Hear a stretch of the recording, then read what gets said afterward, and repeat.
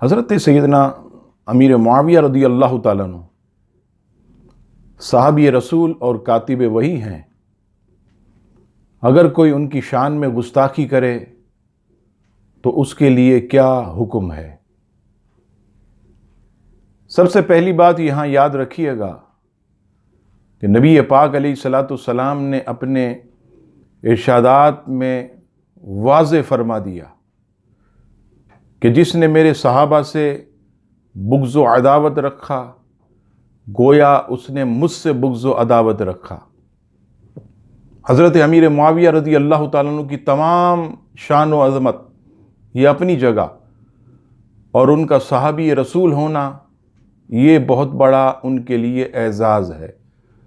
اب آئیے، جو ان سے بغض رکھے ان کے متعلق احادیث میں کیا وعیدیں ہیں۔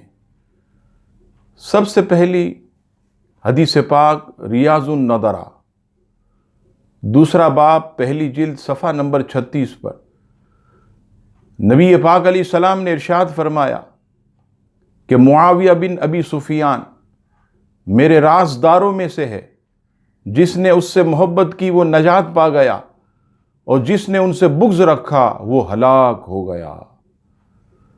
دوسری روایت تاریخ ابن عساکر، جلد نمبر 59، صفحہ نمبر 90، نبی پاک علیہ السلام نے ارشاد فرمایا، اے معاویہ، جو تیری فضیلت میں شک کرے وہ قیامت کے دن یوں اٹھایا جائے گا کہ اس کے گلے میں آگ کا توق ہوگا۔